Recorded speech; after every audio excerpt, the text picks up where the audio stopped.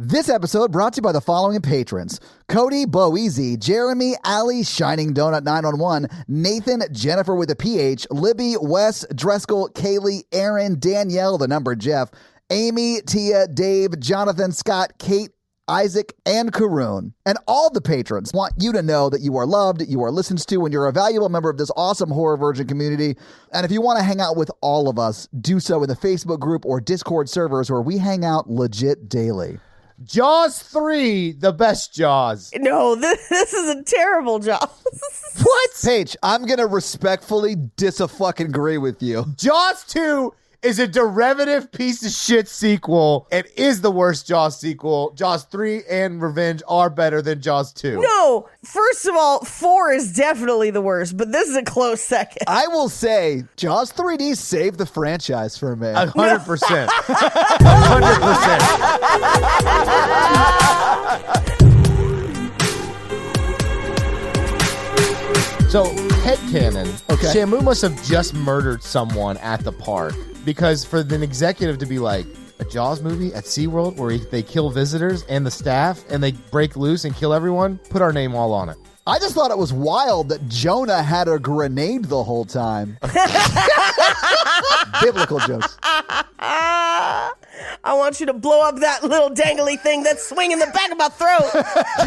Thank you for tuning into Horror Virgin. I'm Paige. I'm Mikey. And I'm your Horror Virgin Todd, which means I don't like scary movies, but you guys make me watch them. And this week, you guys made me watch Jaws 3D, which I will say, I do think this is my favorite Jaws. Thank you so much. Yeah. I like the first one, and then Jaws 3 is second place. This is not my favorite, although it was my first time seeing it. Also, I'm sorry my voice still sounds bad. It's all right. I went through it too when I traveled a bunch that week. Remember when I came back and I had my voice was gone. Honestly, that plane just fucking thrashed my voice, yo. Yeah, it's all that recycled dry air, man. It really messes with you. Yeah. Anyway, I mean, the first one's obviously my favorite. Yes, it's perfect. It's like a perfect film. Yeah. It is a great movie. This not so much. This is barely a movie. Paige, if this movie was so bad, why would Jurassic World steal the whole plot? I mean, though, like, the more I watched it, the more I was like, this is Jurassic World. Like, this fully is. Now, here's my thing, though. What's the one thing, like, if you think about all the stuff that you know about sharks, what's the one thing you know about sharks that they actually talk about in this movie? They can't swim backwards. Not that. The other thing. That's the only fact I know about sharks. They have to constantly swim or else they die. Oh, yeah. So it's wild to me how often the shark in this movie is just chilling. Oh, yeah. It's just paper mache sharks sitting around. Well, okay. Hear me out, everyone. As obviously the Jaws 3 apologist / champion here. Okay, fine. The way they did the 3D effects, where they had to slow down the action, I think really hurts it. I would like to see a modern day remake. That's not 3D. Jaws-asic world. I mean... Jaws-asic world is like a porn, Mikey. Yeah, that is a porn. It's the asic that you really put the emphasis on that made me think that. With dollar signs instead of S's. Oh, yeah, it's always dollar signs. Okay, I have to be very vulnerable with y'all about a very sensitive topic. Oh, no. Pornography. Oh, okay. Do Do you guys finally want to watch wood chopping videos with me? No, that's your kind of pornography, Paige. Every time someone posts wood chopping videos to the Facebook group, I just ignore it. So many. I know. So many. I get them all the time. I'm so glad I started it. Y'all are going to have to tell me if this is too weird, but I have to process this. So last week, I was hanging out with my friend. You watch pornography with your friends, but you won't watch it with me? No. Do I need glasses for this? Should I bring the Shays Lounge? No. I was playing Xbox with my college friends. Okay. And I was drinking bourbon. You know, man shit, Paige. Man shit. I'm going to get on my Oculus and watch a VR porn. Oh, no. I've heard rumors about this, and I'm so curious. Oh, no. And so I was like, what is that? Yeah, that's the thing. Mikey has had his VR in storage since he played it so long he threw up. And he pulled it out of storage, Get it out of storage immediately when he found out you could watch porn on it, Paige. I guarantee you. Well, I'm proud of you, Mikey. Tell me how it was. okay. I tried it. I hated it. Oh, no. Why? Because you don't... Okay, it's not like watching a movie. Okay. You are like the person. That's what virtual reality is. It's like a virtual reality. It's too much. I did like a person. She comes into the room and like has a conversation with you as I'm like looking around the room. Like, oh, wait, you still have to talk? I didn't talk. I like looked up. There's like a fan going. I'm like, oh, they got a fan up there. You can look at the whole room. You look down. You're like, oh, this is my new body. And you're like, damn, I don't need to spend any time in the gym. Right. I had like an 8-pack with like, Yeah. Cocaine's a hell of a drug. And then, but then like, there's like a convoluted plot, but you're like in the perspective of the dude. Were you under her sink, like fixing her pipes? What plot was there? Mikey, why is there a plot? Were you delivering a pizza? This one was like a wedding. You're at a wedding and you're like, wedding? You're the groom. You're the groom at a wedding. You got virtually married to somebody? Mikey, this was not pornography. You just got married. No, it does. The bridesmaid comes into the room where you're getting dressed. You cheated on the bride? How dare you? How dare you, Michael Randolph? You're a fucking How monster. dare you? It was too much. It's too much. Because it starts off with your best man like talking it up, and then he's like, oh, I'll leave you guys to it. And then like you look down and like it's all going on, and I hated it. It was not an experience that I wanted. You hated it because they put backstory. Like, you should feel guilty. You cheated on your wife with your best man's girlfriend, who was also the bridesmaid. Right. No. But like looking down and you're seeing like another dude's dick, it's not a good feeling. It's a weird feeling. Wait, is it animated or is it live action? It's live action. So like, oh, weird. Oh, I don't know. Yeah, I don't you're think in I'd the like that either. perspective. It's like they put a harness on a guy and you just get his first person view of everything. And he has it like 360'd. So you can like, she's like doing stuff and you can like look around and be like, oh, there's a plane going by the window. You can just like ignore her and she's like going down. Yes. I honestly, I did it for like 3 seconds, like 3 minutes. And I was like, So that's as long as you lasted, Mikey? 3 seconds? no, I did not even get, it just wasn't for me. I did not get aroused in any way. I was just like, this is. I'm curious, but I know they don't have that shit for straight ladies yet. Like, we're the last priority on the porn front. I bet they do. I bet they do. And I'm not disagreeing with the fact that you would be the last subset to get like content created for you, but I bet they have a shitload. I'll never do it again. That's how much I actively disliked that. Well, can Like, I you borrow need to borrow your Oculus. Yeah, can I borrow your Oculus for something completely unrelated? Not this at all. I don't think I would like. What are those movies where you like transfer your consciousness into another body or whatever? I'm sorry. Those movies? Did you just invent a movie type and then ask us to name it for you? It was like going into Porn Matrix, and I hated it so much. I was like, Tank, I need an exit. I'm curious. I didn't like it. It was too weird. It was just too weird. All right. Well, you guys want to get back into the movie? I feel like the 3D in this movie looks like a paper pop-out greeting card. Like, that's the level of 3D that we're dealing with. And it made me laugh every single time. Paige, same. Because it's good. But no, the most at the end when the shark is very still but just slowly moving into frame, and then it cuts on the reverse to everyone in the like control room, and they're just like, "Oh my god!" It's the best scene of the movie. Hilarious! It's is. so fucking funny. I have not seen Louis Gossett Jr. like act that hard since Iron Eagle. Well, he does make a segregation joke in this, and I was like, ooh. I know he does, and his nephew gets eaten in this movie, and he does not seem to care. No, well, but he does also not care. we don't really find out how anyone feels because they like swim up and they're like, they made it good. I mean, we saw his nephew get eaten though. Like, we know he didn't make it. Yeah, There's no resolution to the plot. There's a climax, and then it ends. Well, that's what I mean by this is barely a movie. And it ends with some like Lisa Frank fever dream Photoshop at the end. It was terrible. It was terrible. I loved it. It was amazing. All right, I take it back. The more I talk about this movie, the more it holds up. This movie is perfect. I don't know what more to say. Everything you say adds to my case. Dennis Quaid with dolphins swirling up, photoshopped 80s style. It is amazing. That's how you end a film. Okay. One of the things that really bugged me, that drove me nuts the whole time, is the sound mix on this movie is terrible. Yeah. It's so bad that it's almost like people are mumbling through the whole movie. And I had to put subtitles on because I was like, I don't know what's going on. And there's a lot of things that happen in this movie that they're just like, yeah, yada, yada, yada, raft, yada, yada, coral, yada, yada, yada, yada, yada. And then, oh no, a shark. And you're just like, what has happened for the last hour and a half?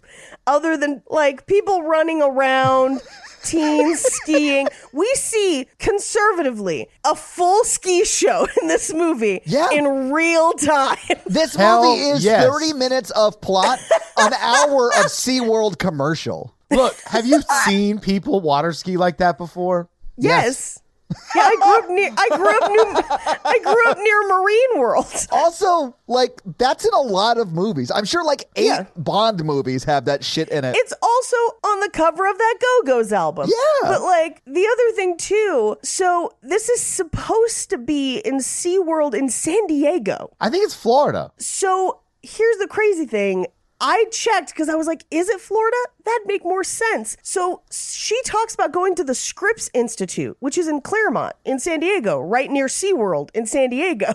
Oh, no, that's because he's going Is to she Mexico. moving there? Yeah, so she would Okay. move there. Yeah, I did look it up. This does take place in a Florida marine park with thank underwater God. tunnels and lagoons. That would Okay. have bothered me, so this is good. Because that was driving me bonkers. I was just like, what the fuck is this? Like, My whole thing is, why even have the Brody brothers be in it? It's such a great artistic choice to bring the 2 brothers for no reason. They never even talk about the events of Jaws 1 or 2. they do. They very briefly. But they just allude one. to it a bit. I don't like to swim.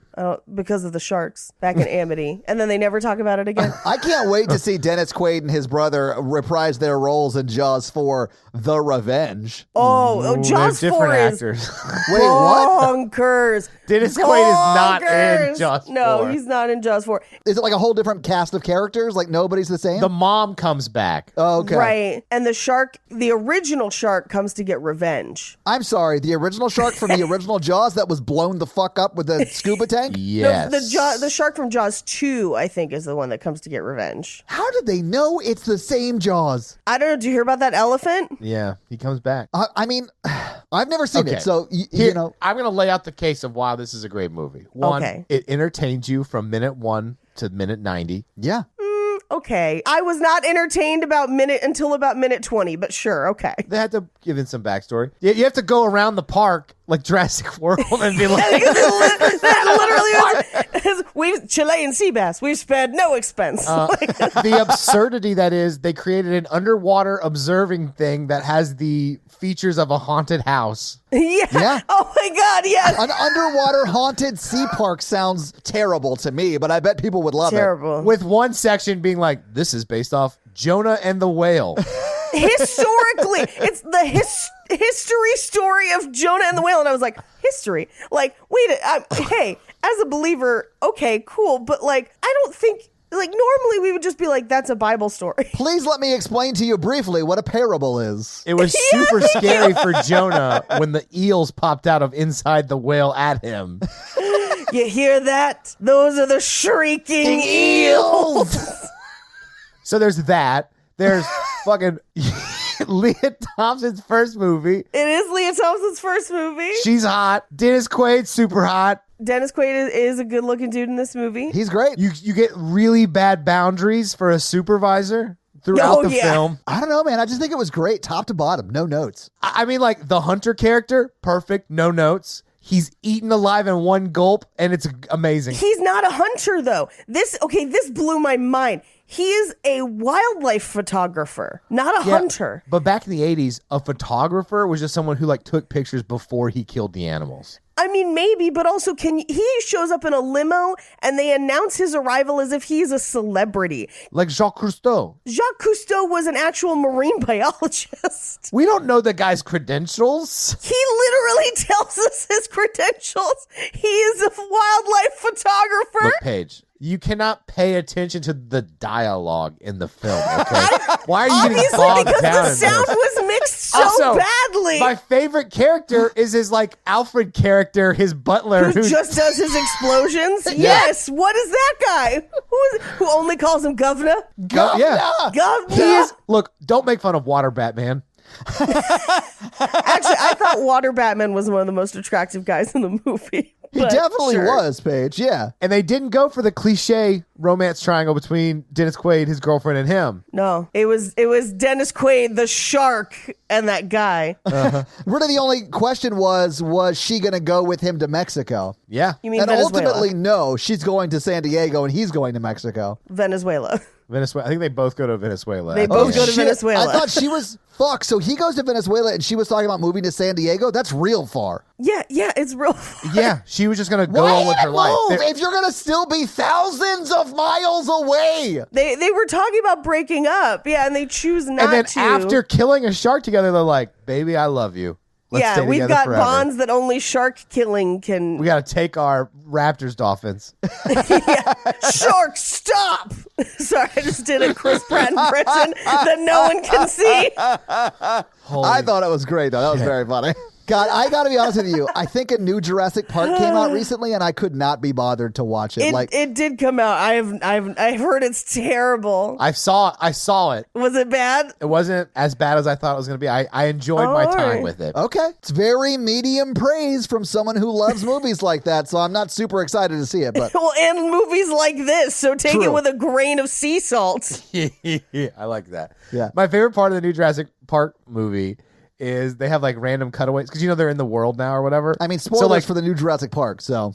it's in the trailer where like the dinosaurs are they're in the world. Yeah, because they got out at the end of the last Yeah, one. I the don't know. last I movie, haven't yeah. paid attention since. Anyway, every 20 minutes they cut away to like random people getting murdered by dinosaurs, and those were the best scenes. Okay. So are dinosaurs kind of like zombies now? I've always said that Jurassic Park is a zombie movie with dinosaurs instead of zombies. I mean, I guess. I know, because it's kind of like maybe if like all the species that we killed didn't get killed and started killing us, that would be kind of what it's like. Because I'm like, how can the Triceratops live if we can't keep elephants or rhinos alive? Well, that's because elephants and rhinos don't have amber and dino DNA.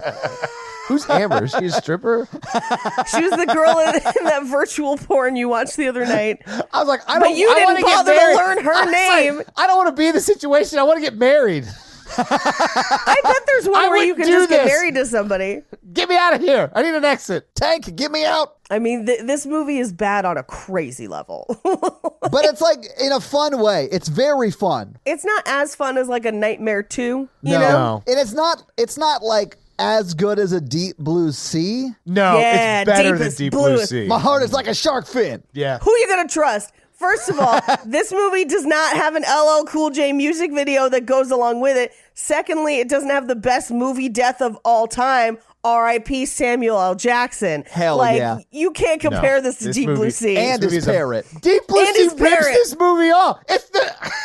I can't. Mikey. I'm sorry. This is the only Jaws that sets up a proper motivation for the Jaws being mad at people, Yes, because they kill its baby.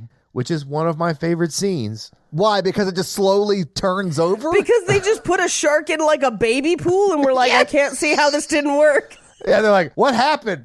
And then they're like, maybe if we just flip it over and push it, it'll come back to life.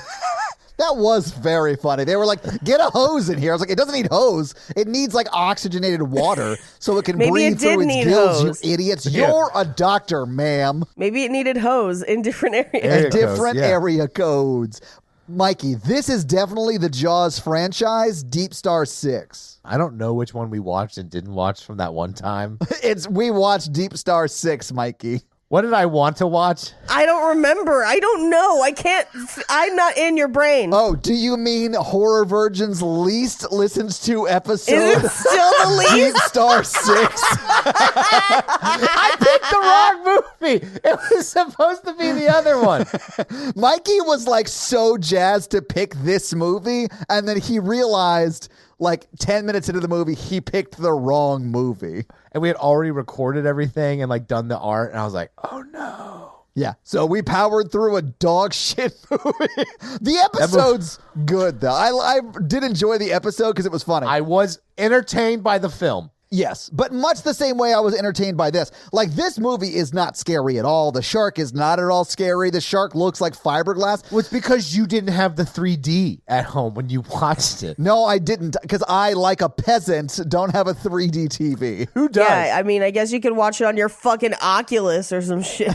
Oh, I bet you can watch Jaws 3D in the Oculus. I don't know why you didn't. You seem to watch everything else in your Oculus, Mikey. I'm so fucking dumb. I'm dumb.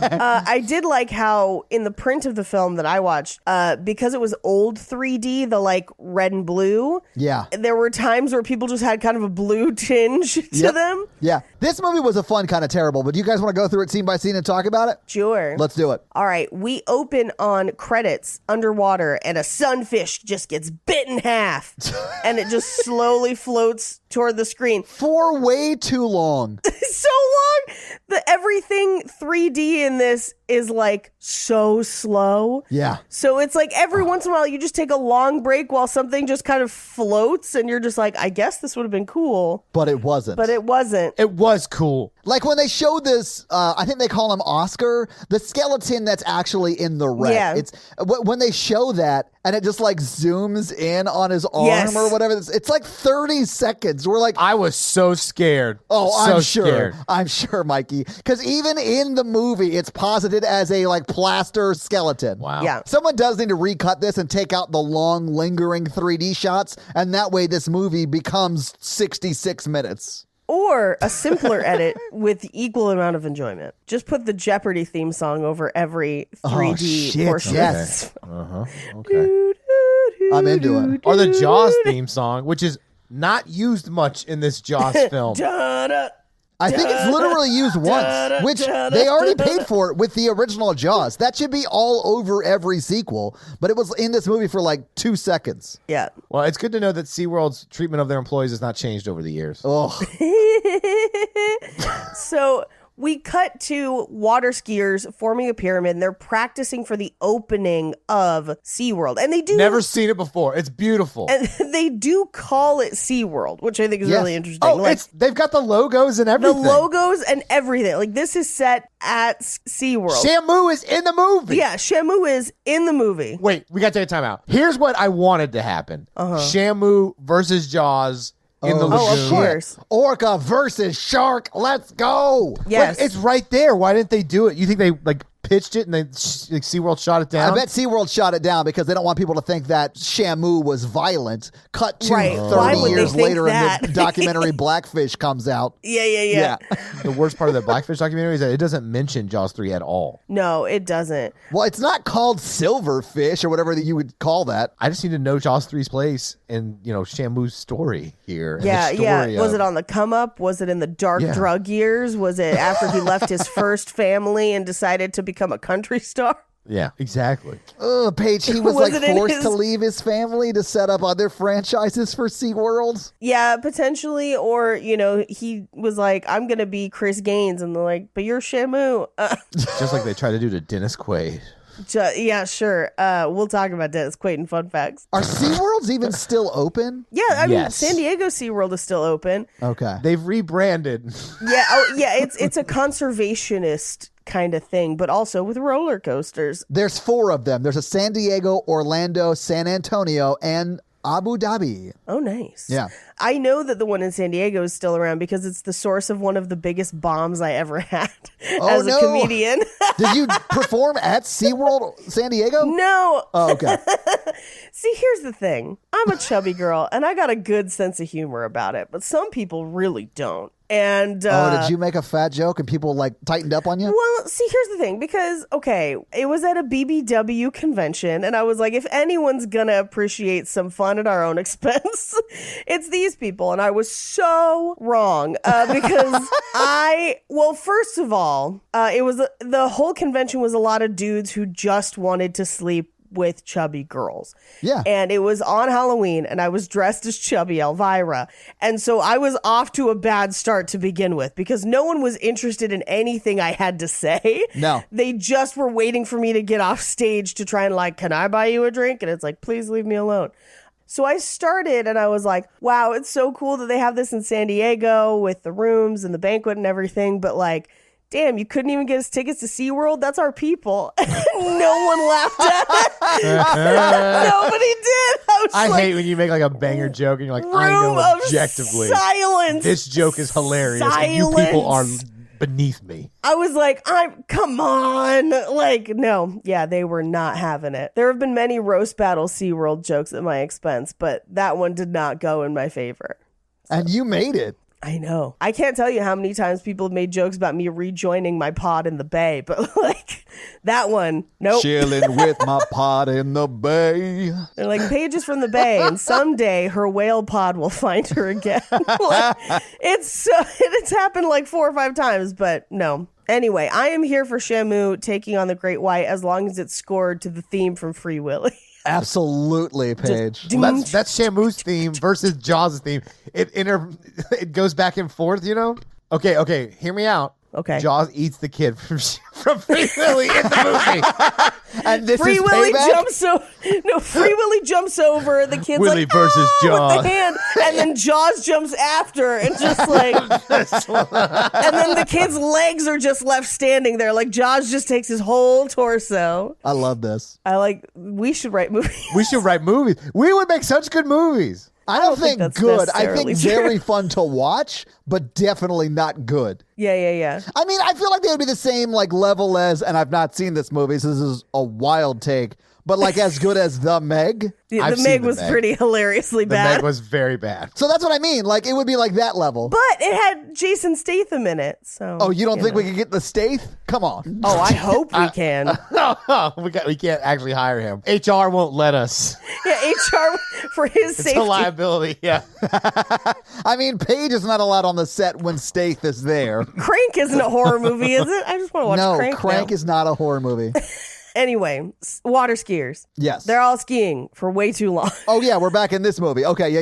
It's the credits, and you're skiing through them. Yep, skiing through the credits. Then we kind of get, again, like Mikey said earlier, like a tour of SeaWorld. So it's like about to open. There's people training as tour guides. There's like an announcement about it being the largest marine park. Louis Gossett Jr. is Elon Musk building an underwater base for SeaWorld. Yes, talking about the undersea kingdom. But here's the other thing. Okay, hear me out. They mention, they're like, let's not talk about his colorful past, but then we never find out what it is. And he's definitely like Mr. Hammond with Jurassic Park, like where he's just like rich and has too much money. Everyone has elaborate backstories in this movie. You can tell this, and they never go into any character's backstory. My headcanon for his backstory was that he was the previous owner of Action Park. Oh, hell yeah. I love Action Park. Well, I never went there, obviously, but I watched that doc and I love that doc, man. It's so amazing. crazy. It is. But that would make sense because the owner of Action Park was legit insane.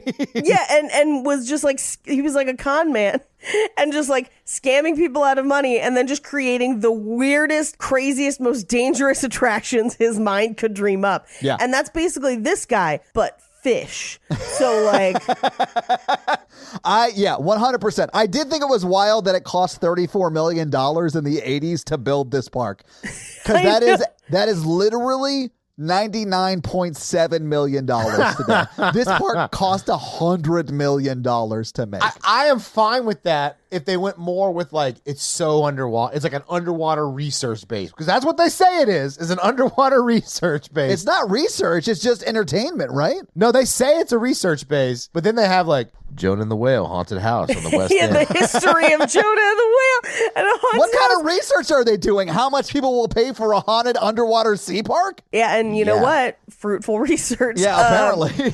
I think they're trying to make it sound like it's like a conservationist thing, because like that's the whole conversation she has with the photographer at one point of like, why did you hit that like whaler? Like, why did you like distract him? And he was like, well, he was in the way of my shot. And like, so he has a real bullshit reason, but it sounds like she's really cares about the animals, I guess. And she's the head of marine biology for SeaWorld. Oh, but he's instantly a dick to her though, because she walks over when like he introduces himself. He's like, she goes, "Can I help you?" And he's like, "I doubt it." And she's like, "I'm a doctor." And he goes, "Oh, excuse me." Like he immediately like sees a woman who's like hot, right? And like, oh, right. Well, she clearly is like the help here. Right. And not like a doctor. I was like, wow, this guy's a douche. Right. He is. He's a sexist douche with a butler. Honestly, if that's what it takes to get a butler, I'll be a sexist douche too. I don't think it's worth it because a butler's not going to suck your dick unless it's like a very specific kind of butler. Like the one from the Oculus. The Oculus.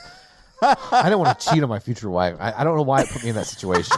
I mean, I love that what took you out of it was the story. Like you were like, It felt why like am I cheating on my like my fiance? haunted house where I'm like, oh, I'm at my wedding? This is so exciting. Oh, my best man's here saying how great my relationship is and how much he loves me. And he's like, we'll see you in 20 minutes. And then he leaves. And then this girl comes in. And I can't make any decisions.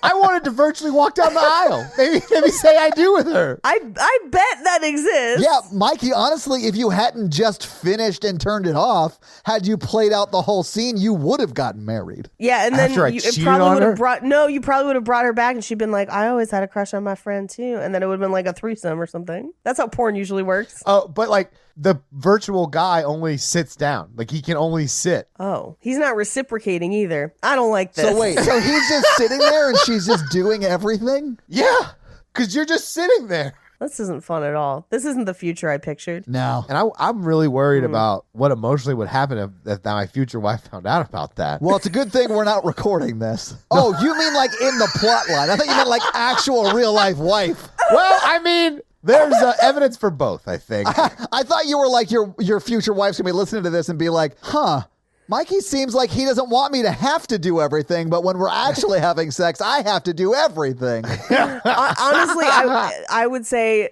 I think if your future wife is listening to this, she's like, I'm pretty sure he's not going to cheat with a bridesmaid, so check that off the list, I guess. Paige, you're such an optimist. I love that about One you. less thing I have to worry about. It was just not for me. I wanted to try it out because it could have been like the next TikTok or whatever, but like, I'm just not into it. I'm sorry. It could have been the next TikTok. Technology. I like that you think people are just like watching Oculus porn and just, in a minute, I'm gonna need a sentimental man or woman to pump me up. Like, I hope we can't even make these jokes because the other ones don't get in. Oh, no, I've dropped it in already. Like 100%. Yeah. It's going in immediately. Oh, no. That's what she said when she came in the room. I said, oh, those are pretty bridesmaids dresses. She's probably brought me like a note that my future wife has written me before we walk down the... Oh, my God. Why is she sitting me down? No, you're sit down the whole time. It's like you're on a roller coaster of like events. A sex coaster. I was like, is the catering nice? I mean, I don't know any of these. He's like, this is a great flower arrangement. Why are you taking your dress off? What is happening? Hey, where's my wife? Somebody help me. These invitations were so expensive. I just can't stop picturing it with like TikTok audio now because I watch too much TikTok. Oh, man. Back to this movie. Yeah, so it's an evil lair lagoon for old-timey Elon Musk. Old-timey? Louis Gossett Jr. is like 40 in this movie. Yeah, but this movie is almost 50 years old. Oh, well, yeah, but he's not old in the movie. He's like, he's young. How old is this movie? This movie came out in 83. It's 39. Oh, okay, so it's like 40. Yeah, it's 40 years old. Yeah. Sorry. There was just a lot of bright colors and stripes. So we see that they're trying to close one of the gates because the lagoon is man-made. It's the gate, Paige. There's not more than one gate. It's the gate to the outside ocean. Okay. The gate to the outside ocean. And they're trying to close it, and they're saying that the gate's off the track. They can't quite get it closed. Yeah. So Dennis Quaid gives them basically directions to like, make sure you close it before you leave tonight, no overtime. Meanwhile, Mr. Philip Fitzroyce, who is the water photographer, the wildlife photographer, shows up in a giant limo, and he's canoodling with Louis Gossett Jr., a.k.a. old-timey Elon Musk. Louis Gossett Jr. in this movie is younger than Elon Musk is now. I just want to point that out. I mean, that's fair. And also, Elon Musk is an idiot monster. Fight me, nerds. Yeah, but he is dumb enough to do this movie. Oh, yeah. I think this similarly ends the same way. If he could make a Jurassic Park, he would. If he could just put up like a baby gate around some kaijus and call it a day, he would. He's dumb enough to do that. I mean, he definitely is. You're right.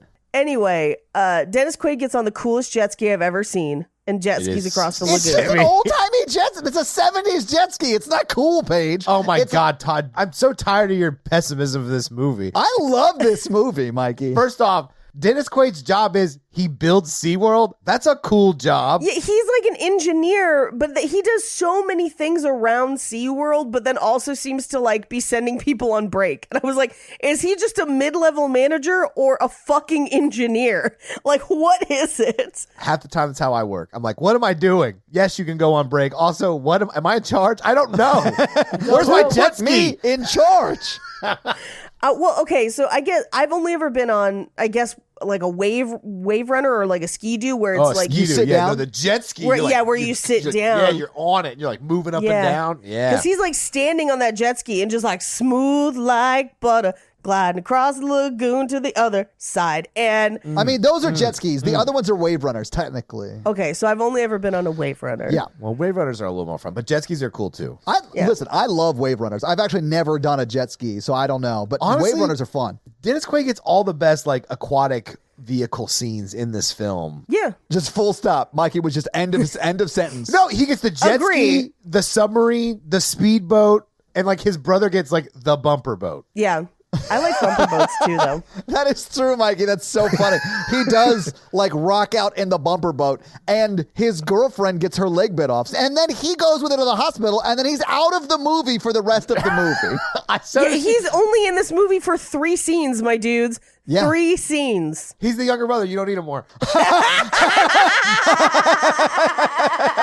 Wow, rude, my man. I have some notes about the bumper boat scene. Why am I not at all surprised about that? Save them for when we get to it. We're all over the place. I have no idea where we are in the movie, Page. You've got to take control of the outline. Dennis Quaid got on a jet ski. Dennis Quaid got on a jet ski. I know where we are. This is where he yells, "No overtime!" Yes. Oh, shit. I almost fell over. Which is such a boss move. Like, It is. Todd, just this is, yeah. I don't want to alarm anyone. That's the least amount of clothes I've ever seen you wear. Me?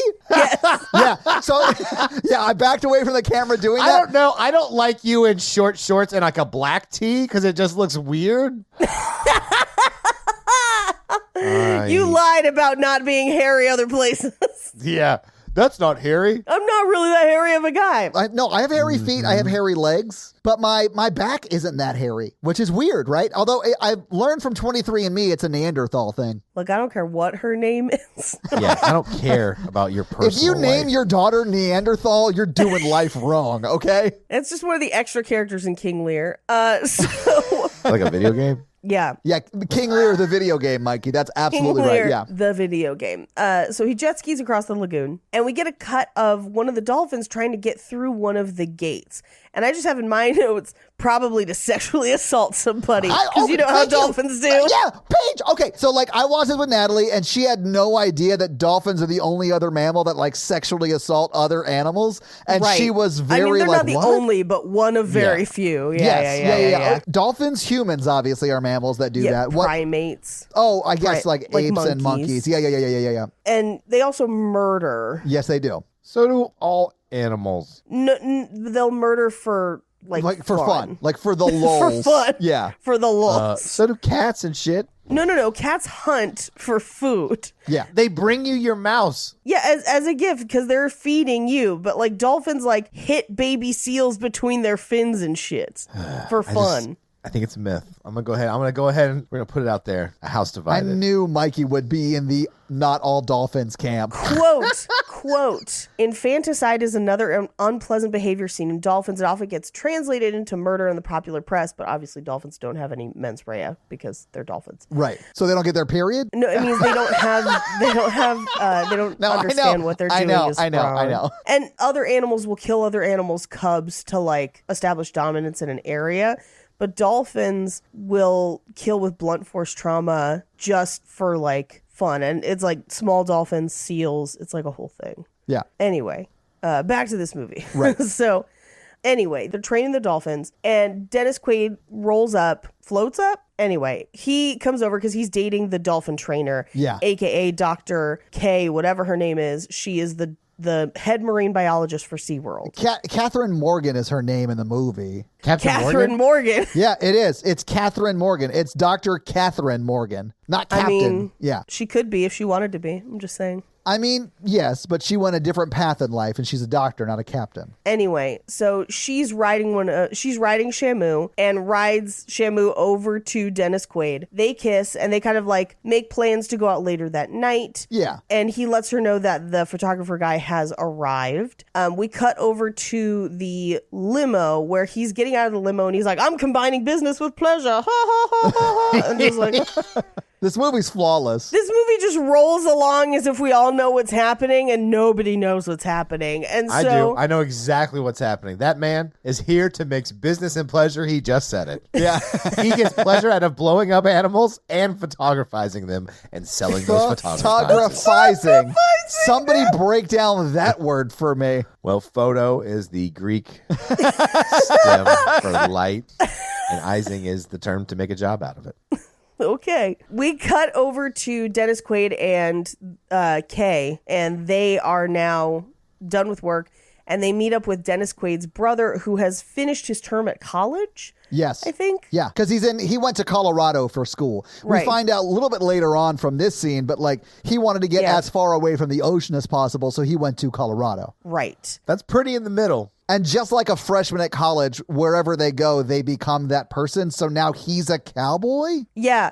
But here's the thing that he didn't think about. Like, he may be safe from giant sharks because he's not near water. Right. But what he's not safe from? Bigfoots and Yetis. Damn right. Well, Bigfoots and Yetis didn't kill 19 people in front of him as a child. That you know of. I do know it. They walk in single file to hide their numbers. That's why we don't know how many big feet Sand there are. people. There was no Bigfoots in Amityville. It would have been on the billboard, spray painted. Or that guy would have drawn one on the chalkboard with a little kid in his mouth like the first Jaws. God. 14 Yetis go in the woods. 22 Yetis come out. When the Indianapolis sank, we were all in the water. The Bigfoot were all around us, eating us one by one. Holy shit, though. Did you listen to the last podcast on the left episode about the USS Indianapolis? That's fucking terrifying. No, that whole story is true. Yeah, it is. Holy shit. There's pictures from it. They made a movie out of it starring Nicolas Cage. We gotta get out. We gotta get to the Declaration of Independence. You mean Nicholas Shark Cage? They don't all hit, Mikey, and that's okay. Just to close the loop on it, it's called USS Indianapolis Men of Courage, and he plays Captain McVeigh. Ooh. So we cut to the gate that they were supposed to close, and a diver goes down alone. By the way, without a tank. He's just holding his breath. Like a man. Sure. Or a fool. And he's trying to... You fool! You fool! Should have brought a tank. He's trying to lock the gate with just like one chain and a padlock underwater. Well, they're not expecting the world's biggest shark to come to town. That's true, but they should have. Yeah, honestly, they should have. That's their fault, and they deserve what they got. You gotta prepare for the worst. Hope for the best. Yeah. So he's trying to lock the chain, and he already seems creeped out by underwater. He's like looking around, and he's like, whoa, no, and it's just fish. I'm sorry, your creeped out face was amazing. I couldn't help but laugh. Yeah. All of this underwater, so all you're really hearing is... Except for later when somebody is like banging on the side of a camera and you can hear it, and I'm like, it's underwater. I love when anyone dives underwater, you hear a... I love that. No. Crunch. It's so dumb. The best death, though, is Governor. Because he gets swallowed whole and then blood just appears like back where his legs would be, fully in Jaws' stomach. Yes. He went down the wrong pipe. He was reenacting the historical story of Jonah. Jonah and the shark. Anyway, he is trying to lock up the gate. He's freaked out at the fish, and the shark just comes out of nowhere, chomps him, and then his 3D severed arm slowly floats toward you, dude. And this kill looks terrible. Like, it is very much just like a reaction shot of his face seeing Jaws, and then you see like a very quick fiberglass Jaws with his mouth just open, and then you see a mask spinning and his arm floating towards you for 30 seconds. Yeah, a very expressionless paper mache Jaws, just like... which none of you can see, but she's nailing this Jaws impression. Like nailing it. It's surprising that Jaws left the arm like that because he's a big fan of wings, you know? Is he? Who is it? Yeah, but only boneless. Who isn't, Paige? What human isn't a fan of wings? So, of course, Jaws would love wings. Yeah, he had to go to Finstop on the way. I like that we're in a Jaws movie and we spent 20 minutes arguing how the dolphins are the villain. Mikey, we're in a Jaws movie and we spent 20 minutes talking about VR porn. Where you were the villain because you slept with the I bridesmaid. can't believe I took my headset off. cheated on your wife, Mikey. I took my headset off and I said, never again. I will only play virtual poker. So I can throw my cigars at people and duckies. Yes. Mikey, for reasons, I'm going to get a VR headset soon, and I would love to play poker with you. It's fun. And by poker, I mean watch porn. No, I don't want to do that. I still think this is a double standard that neither of you will watch TikTok with me, but you'll watch porn with each other. Okay, fine. Well, I we see said how it no. is. I said see no. how it Yeah, is. I also don't want to do that. That was a joke. Fine. I have no desire to watch porn unless Mikey's in it. No. Cheating on his wife. soon-to-be wife. Yeah. My nightmare. I finally did it. I settled down. No, don't do this. Why don't you try it with a different one that's not wedding themed? Or did you know it was wedding themed going in? I do love the idea that Mikey is like, you know what I want? I want to get married one day. So I'm going to choose the wedding porn video. And then it backfires on him. And you have to like pay for, like, it's like all new technology. You have to pay. So I had to pick a sample or whatever. And I picked that. And I was like, this is dumb. I hate all of this. You cheap bastard. You couldn't even pay money to cheat on your wife. I know. Anyway, we cut to the bar later that night after the shark bit that guy's arm off. I want to talk about that game they're playing in a second, but go. Oh, you mean like push each other down at the bar game? It's so insane, right? Standoff. I've never heard of standoff, and they say it like it's a thing. Is that a thing? Look, pre-internet society is a weird thing. I don't remember it being an actual game. I remember doing stupid things like that at frat houses, though. Sure, And you're just drunk, like, I bet you couldn't push me over. And I'm like, I got a low center for gravity. but it seems like a thing where you could just like go to any bar and like get in a standoff match with somebody just for drinks or whatever. Like winner buys Right. drinks or loser buys drinks. I don't know. I was -4 years old. Same. I don't even know what the fuck I was going know, on. because I like burning a fun fact. I've actually seen a documentary about something kind of like this, where a guy got so good at bar games like that he took a truck all the way across the country with his son and then arm wrestled until he How became the dare you champion. bring in the movie over the top?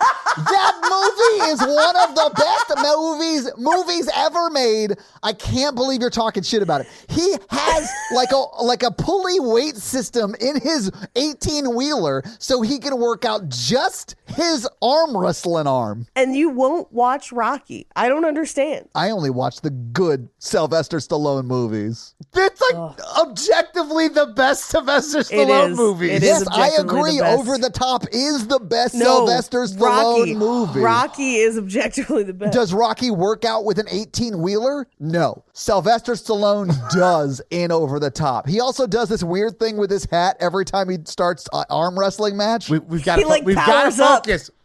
Only aquatic talk this month. Hello? No over the tops. No pornographies. Underwater animals. No over the top. No pornographies. Only underwater animals. Which, by the way, when we introduced that we were doing this movie, we called it summer horror. But are we fully committed to underwater horror? Yes, we're pivoting. Are there enough underwater horror at movies? There's so Shut many. up, Todd. And you know what? They all take place in summer, so fuck everybody.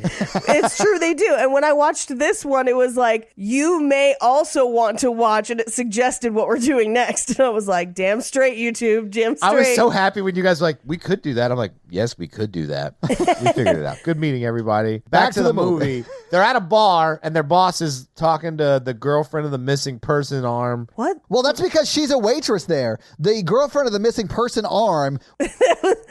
That jumble of words. I'm glad you understood it because I was baffled. Oddly enough, Paige, that is actually how that guy is billed in the credits. I was baffled by what he said. The man's name is Shelby. Yes. The character's name is Shelby. Shelby / the missing person arm. I'm so tired of y'all infringing on Jaws' rights to bear arms. You son of a bitch. Fuck you. That arm didn't have a wetsuit on. I mean, it was a bare arm. He's right. He is right. Anyway, so yeah, his girlfriend. Yeah, she's a waitress at the bar that they're at, and she's bringing them drinks. She's like, he didn't come home last night, and he better not be sleeping with that girl at the souvenir stand, motherfucker. And you're just like, oh damn. I think she literally says that little slut at the souvenir stand. The little slut. Like, It's like Jesus. real specific. It We're is. like, are these real employees? It's her whole backstory in one line where she's just Oh, yeah. like, I don't know what he's doing, but he better not be that slut at the souvenir stand. Yeah, like we immediately know that she's a waitress at this bar and she has been hurt before. Yes. Anyway, they kind of are like, I like that even the people at the table are like, geez, Like, damn, girl. calm down, Carol, or whatever her name was. So this is where the brother claims that he is the standoff champion of New England and the Western states, which I was just like, what? Which ones do you mean? Like, Yeah, where does that start? Because he's in Colorado. Right. Does that mean Colorado starts Western states and then he moves completely west and Yeah, I owns don't know. New Mexico, Vegas, that's a state, right? Right. California, Nevada, Portland, California, Beirut, Oregon. Argentina. I don't. Venezuela. Abu He's not Dhabi. the intercontinental champion of But standoff. Mikey, if you keep going west, eventually you hit the east. I don't know. Japan. He's the continental U.S. champion of standoff, brother. Woo! Woo, brother! Ooh, I'm gonna make you lose your balance, brother. Ooh, an 89-pound woman. Next up, I'm going to knock you over. It's not a fair match between those two, is all I'm saying. Well, he plays against it could be because if you have a low center of gravity, sometimes you can really just like plant.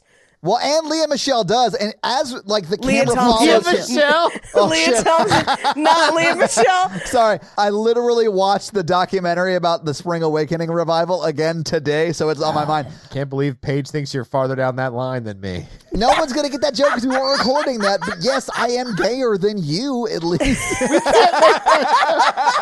I honestly just think we should not be allowed to talk to each other without recording it because there's no way it's not going to bleed into the podcasts. I mean, no, because then we end up with the things that we had to cut out, which, by the way, I still, Mikey, can I please write Minority Report misdemeanors as a sketch? I want to write it with you. I I think have we could some all ideas. like workshop it out in 30 minutes and Because come I up with like feel- a good sketch Well, for it. No, because I think you need to do it as literally TikTok sketches, like 6 seconds. Oh my god! So like the guy opens up his snack bar and then gets tackled because he's going to litter the snack bar in Yeah. 30 Yeah, seconds. to rap. exactly. That's what I want. I am currently looking at Minority Report costumes, though. Well, the part that would be tricky that we might need Todd's help on is you got to do at least one bit with the like fake screen. Well, and then we need a person in liquid. Yeah, exactly. Mikey, you already have a pool. have How a are we pool. not doing this? Oh my God, Mikey, I'm coming over right now. Hang on. I'm ready to work together on this. Back to this movie. So he tells her as they're playing standoff that his fly is open, and she looks down to try and get a glimpse of that dick. Well, this is who is it? What character is this? It's the brother. It's the guy from Colorado. brother. Yeah, whatever Yeah. his name is. But when Leah Michelle is playing standoff with the guy before him, Leah Thompson. Shit, I did it again. Fuck. When Leah Thompson is playing with the standoff with the guy before, she like shoves him. He like jumps backwards. Yeah, she's strong. She's not like She-Hulk or whatever. Like, You don't know that. I mean, I guess I don't. She could be like Natalie Portman in Thor. She does have the power of both Leah Thompson and Leah Michelle inside her. So it's possible. So if you went back in time and your mom was her, She's going to be like, who's Tommy John? And I will have you know, I did check. Oh, man. Wait, were you Anyway. going to ask me if I would have sex with my mother, Mikey? Yeah, obviously. No, I would not have sex with my mother. Probably should cut that. So much of this episode is ending up on the cutting room floor. It's like that lost fucking 14 minutes of that episode, Paige. So maybe we should get back into Jaws 3D or whatever. I literally just had to cut out like another 14 lost minutes that no one should ever be able to hear. So much of this episode is floating to the bottom of the cutting room floor like that man's bare arm. I'm in a very goofy mood today. Same, girl. So he wins. He tricks her into looking at his dick and brings her back to the table to buy her beers. And they then kind of like become like a little like foursome where like two couples hanging out together for the bulk of the rest of the movie, kind of. Yeah. Except for the hour and change where they disappear. So like 20 minutes. Yeah. She's only in the movie for as many scenes as he is, right? Like it's, yeah. No, she's actually in the movie more because she's in the ski show. Oh, that's true. You're right. Yeah. True. But she becomes, for all intents and purposes, like his girlfriend, right? As they pair off. Yeah, his like vacation girlfriend. Yeah. Right. She gets him wet. I mean, she does in like this next Oh, scene. yeah. I mean, that is true. They get in the bumper boats and then they get a bumps. You know what I'm saying? If the boats are a bumping, we're doing the humping. Nailed it. Thanks. Put it on a distress sign and sell it at a craft store. Anyway, we cut to a frontage road near SeaWorld where two guys are basically sneaking in with a raft into the lagoon to harvest coral to take to Miami to sell for $200. Yeah, it's hard for us to relate to this because humanity had not killed all the coral at this point. Well, okay, here was my confusion, and I have only been to the beach in Florida like once, and it was a long time ago. Uh-huh. Do those beaches not have coral? Do you guys not have coral? No. No. Like, they have to have a coral reef. Also, I would like to point out that this is a man-made water park where everything is like plaster and fake as shit. Like, they're not going to have coral in the water park. Supposedly they grew a man-made coral reef. Yeah. They Were you not spent listening, Todd? $20 million on that coral. Yeah. They got it from amber that was frozen millions of years ago. Coral DNA. So they're bungling it. They're like inflating the raft too early. Whole nine. Yeah, they suck. Yeah, we cut back to the bar where Kelly is Leah Thompson's character's name, and the brother are going to go hang out. And then Dennis Quaid and Kay are going to take a walk on the beach to like walk it off. Yeah. And this is where we find out from Dennis Quaid that his brother moved to Colorado because he doesn't like water because of the shark attacks. He barely mentions it. Yeah. In my mind, like when I saw this as a kid, I was like, oh, he talks to her about like Amityville and what happened to him as a kid. And he's like, really kind of glances over that, which I guess you need to do when you're trying to hook up. Yeah. Well, and he immediately like skips to, I'm going to Venezuela. And she's like, but I got the job at Scripps. And then we cut to the brother and Leah Thompson getting down and dirty in that lagoon. Yeah, I don't know. Okay, so they're like running around like, and there are these things on the beach that like the banners that say privacy, but it's like PRIVASEA. I was like, interesting. it's like privacy, but I spelled it.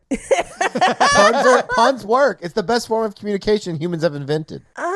Yeah. Anyway, Leah Thompson takes her clothes off and gets in the water, and he's like, I am terrified of sharks and open water because of this traumatic event that happened to me as a child. And she's like, whatever, I'll get you wet. And he's like, yeah, you will. Yeah, She's like, do you like your traumatic event more or do you like my boobs more? And he's like, I'll be right Boobs. Yeah. I was thinking about this because I, as established on this show many, many times, have a really deep and horrible fear of spiders. And I was like, Yes. how many spiders would I encounter to get to Henry Cavill? Like, what's the number? And I was like, it's not that many spiders. Like if it was like a whole bunch of spiders, I'd be like, have fun, Henry. Like, I'm so sorry, but no. And I don't know what your two weird fears are, but like, would you do it to get to like whoever, like, for Mikey, what would you do to get to Malin Ackerman? How do I get through commitment to get to Malin Ackerman?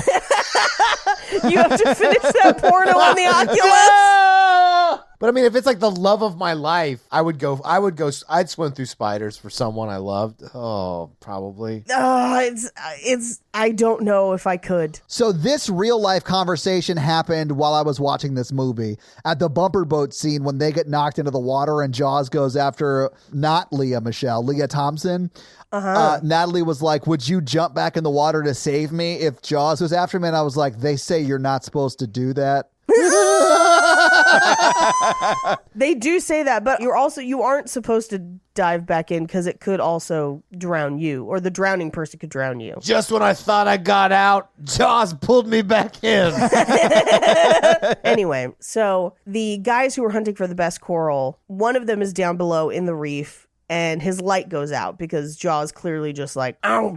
And he pulls on the lifeline and it drags the other guy into the water. And then he also just like eats the raft as some sort of like amuse bouche or whatever. I think it was just like a straight up power play. He was like, oh, yeah, I'm going to eat this raft. And another one. Yeah, just like, oh. Jaws gets it. Yeah, he does. While that's happening, Dennis Quaid and Kay have returned to the park. They see that Leah Thompson and his brother are kind of canoodling in the lagoon, and they use a megaphone to kind of like prank them. Yeah. So, okay, I did something like this today. Today? Someone I work with has started dating a man who lives 3 houses down from me. Oh, no, Mikey. And we drove by in the police car today, and they were canoodling in the front yard.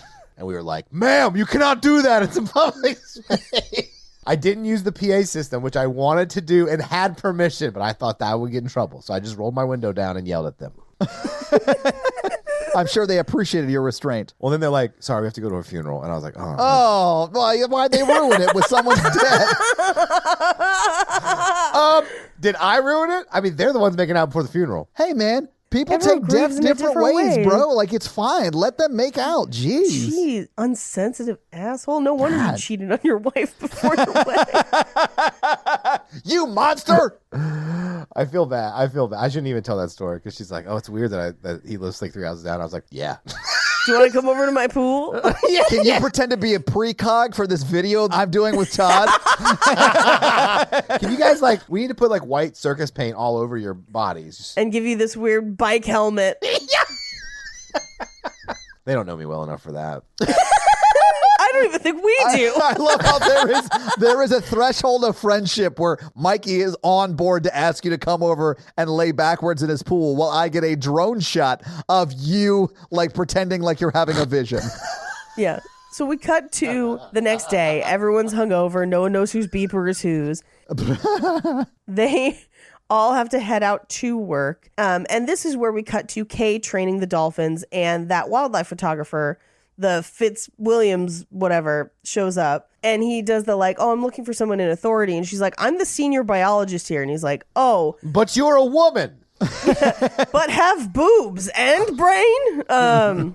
No understand. I mean, he is a epic asshole. But this is also where we meet Cindy and Sandy, right? The dolphins. Cindy and Sandy, the dolphins. Yeah. Yes. And he's like, they're not that cool. And I'm like, shut up, fool. They're doing the Lisa Frank jump. And honestly, they are cool. They jump out of the water and spin 4 times. It's their big trick. Yeah, I honestly, can't it's do pretty that. cool. I can't either, Paige. Yeah. Anyway, so he's like, well, why don't we talk about the dolphins over drinking dinner? And she was like, that's a behavior I just don't do. Just throwing it back at his face. And I was just like, that's right. So we cut to, she meets up with Dennis Quaid, and they get they're about to talk about the Venezuela thing when the waitress from the night before shows up with a duffel bag of her man's stuff and is like, he didn't come home last night. Give this to the slut in the souvenir shack. Just on her bullshit again. It's wild. When they realize, that he also hasn't showed up to work that day. And everyone's like, well, is he just drunk or is he dead? Is he dead? All of his stuff's here. So this is where they decide that they have to scuba dive and search the lagoon for him. Yeah. At this point in the movie, the brother and Leah Thompson disappear for an hour. They're just no, not in the movie for another hour. But this is also where we find out that Cindy and Sandy don't want to go into the lagoon. And that's unusual behavior for them. Yeah, normally they go out there and they have playtime. Right. But they won't go. And it's sort of well, if they don't want to go, that's fine. They'll be begging us to go tomorrow. So just put them away. Yeah. Right. So they go down in the submersible and they're kind of looking through. There's a fake Spanish galleon ship down there with the little fake skeleton called Oscar. And the dolphins actually do come into the lagoon to swim with them, but they're acting strange. And they're clearly trying to warn them that something is wrong. But Quaid and his girlfriend don't get that. The dolphins are going, and shaking their head no. And they're like, what are you trying to say? Oh, yeah. Well, if they were so smart, they'd speak English, okay? Oh, wow. Wow, Mikey. We're in their world, and you're demanding they say English American exceptionalism. words. Yeah. If those dolphins want to live in our Sea World, they'll learn our language. It's called Sea World, Mikey, not Sea America. Yeah. Yeah, Mikey. Anyway, yes, this is where they've just gotten out of the submarine. Well, you call it a submarine, but it's fully not a submarine. It is like they have to wear... Yeah, it's the go-kart of the sea. Yeah, they have to wear a mask and scuba tank because the submersible fills with water when they're in it. This was like the best technology in 1983 or whatever. I mean, it probably was. I But beg to differ because I saw an older James Bond movie where he drives his car into the water. So, like... Paige, that's a movie. This is a documentary about SeaWorld's exceptionalism. Also, I did clock at what point this is happening in the movie at the time because I was watching this movie and I was like, how far into this movie are we? Because, like, Nothing's a couple happened? people have been eaten by sharks, but nothing has happened. We're 40 minutes into the movie. Good Lord. Into a 93-minute movie. It's called pacing, and it's beautiful. Wild bad pacing. You could have told me that this was the third scene, and I would have been like, yeah, that makes sense. Yeah, that makes sense. Yeah. No, you're Well, 40 I mean, minutes the in. guy died 40 minutes ago, and they're finally looking for him. I mean, it's only been That's a day, true. I guess. Yeah, it really has only been a day. Yeah. It's actually been less than a day because he did it last thing before locking up. Oh, So- that's true. And, Yeah. and this is the next morning. So it's like 12 hours max. Yeah, 12 hours, and she's already throwing a duffel bag of his stuff at his employer. Like, that is Yeah. a wild level of aggression. They have a toxic relationship. I mean, I don't know if you've seen a little movie that I like to call Waiting to Exhale, but I find this to be completely acceptable behavior. Yeah, we don't know their history, Todd. He may have slept with that woman the day before he got ate by that shark. Yeah. That's true. We do not know. You also don't know is that shark runs the souvenir shack. He was sleeping with that pussy or whatever she says. And that smaller shark was his baby. And she was just coming to collect that child support, and he cost him an arm and a leg. But only one of those arms and one of those legs. That's why you see the arm floating around. Yeah, and he was just constantly running from her because he's a coward. He is, in fact, the chicken of the sea. Oh my God. As they're looking for his body, there's a shark, and they're just like, holy shit, what? How did that get in here? And the dolphins, basically, they grab onto the dolphins' fins, and the dolphins swim them to safety. So they get up on the dock, they get the dolphins through, they close the gate, and the shark is trying to get in to the dolphin pen. Yeah. Yeah. For 40 minutes, they didn't really set up the park that well. Yeah, for sure. And they're like, how the fuck did a shark get in? Like, what is happening? We cut to, like, there's like almost like a country club in the middle of the park. Yeah. Yeah, I think it's called the Neptune Room is I think what he calls it later. It's like a lounge. It's not like a park. Yeah. It's for people who were born in SeaWorld. Oh, man. Not these mudbloods out here on the beach. These are season pass holders. It's the Club 33 of SeaWorld. It definitely is. Yeah, yeah, yeah. Yeah. And at this point, the photographer is talking to Louis Gossett Jr., and he's got like his explosives Alfred with him. And at this point, he says, yes, my uncle was the 16th Earl of Haddonfield, which I thought was pretty funny. That it's Right. Haddonfield From Halloween, Todd. from Halloween. Oh, yeah, okay. I did not make that connection. Sorry. That's the only like credential he talks about. So I was like, Haddonfield, that's kind of fun. When they were like creating the characters for this movie, they must have been like, what's the most English name? Oh, yeah. Philip Fitzroyce. You know, the only name more infuriatingly English than that is in James Bond's View to a Kill, where he's St. John Smythe. Paige, I will raise you another more English name, and it's the guy who actually played Philip Fitzroyce. His name is Simon McCorkindale. McCorkindale. Anyway, so they then rush to the Neptune room, and they're like, hey, we just saw a shark. It was like 10 feet long. It chewed through the gate. We've got to do something. And this starts the debate of, do we keep it in captivity or do we kill it on camera and air it for people to watch? Those are the only two choices. Only two choices. And Philip Fitzwallace, or whatever the fuck his name is, says they die exceptionally. And it fully doesn't. It just rolls over. You see, you guys don't know this, but he's a wildlife war photographer. Whenever he takes pictures of sharks first, they're like, this is a picture of my girl back home that I'm going to get to. I'm going to swim back home to her as soon as this war is over. And he's like, Explosives Alfred, follow that shark, because that shark specifically is going to die in this battle against the dolphins. Also, I saw him cough blood into a handkerchief. And then as they charge, he goes, witness me! It's my last day on the force.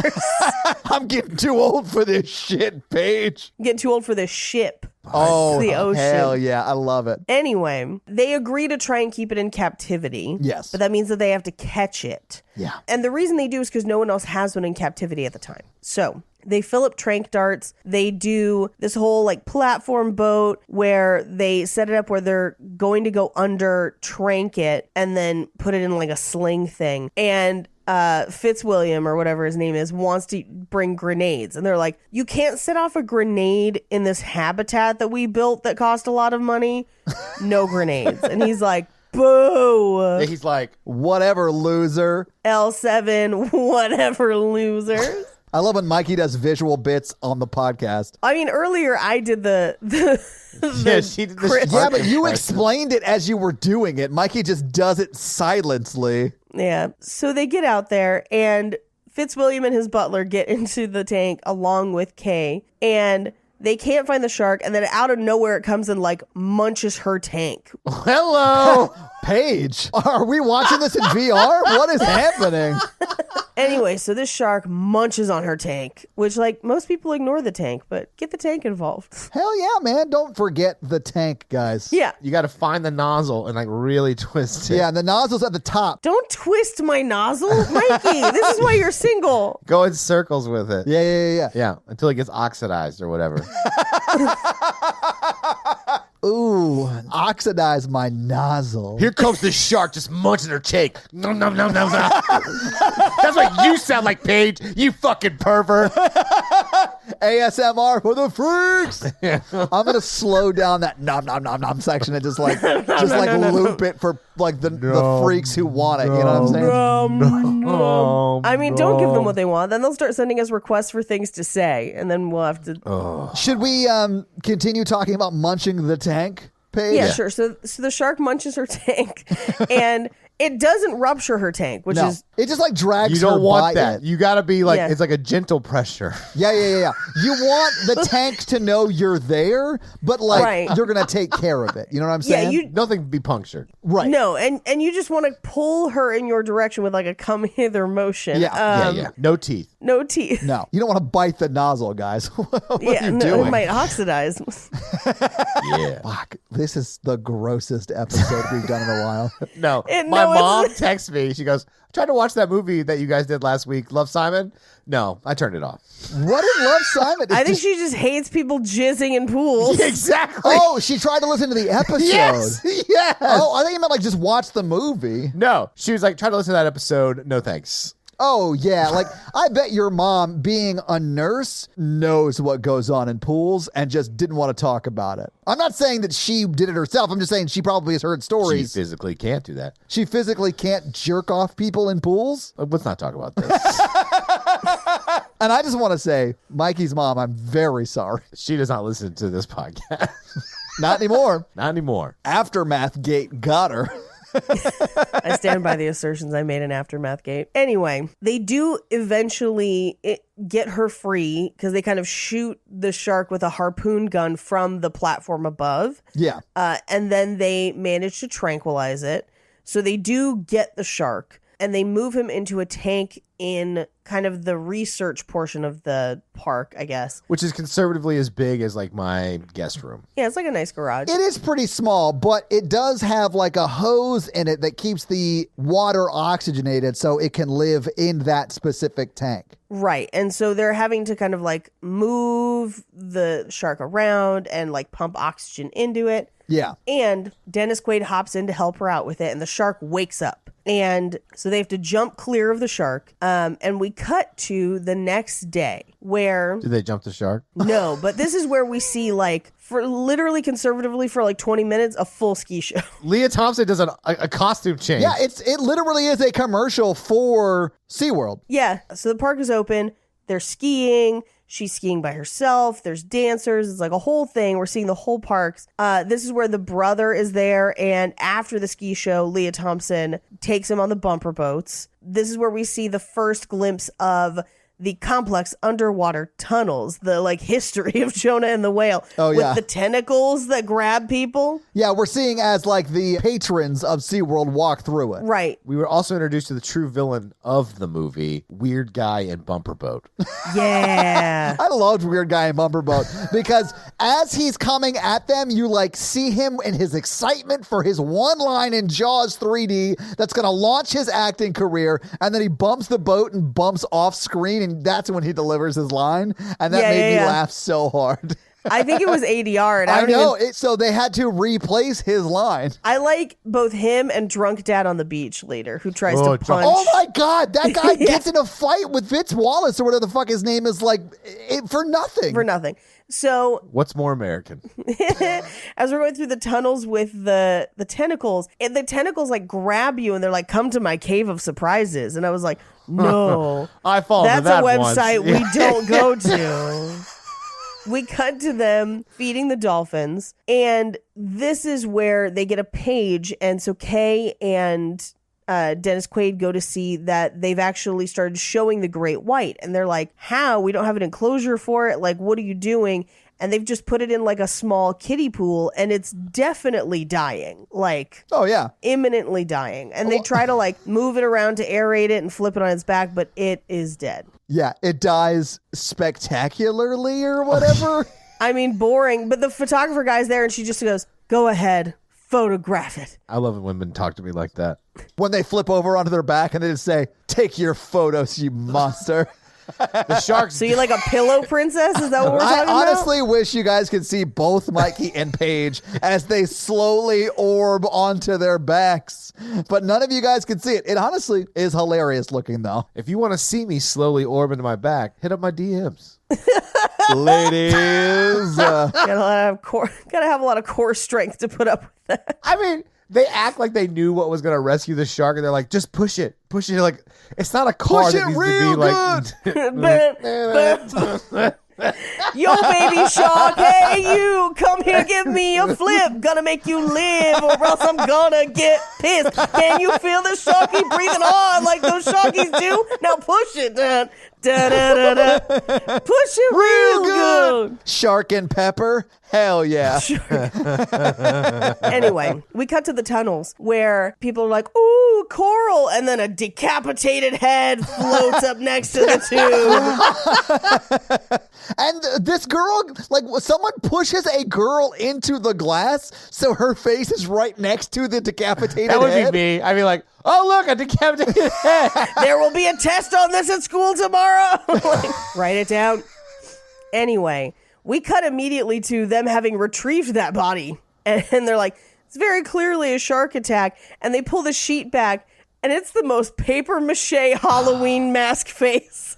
That's why they're all I've ever horrified. seen. Oh, I was like, where was Tom Savini on this one? They needed him.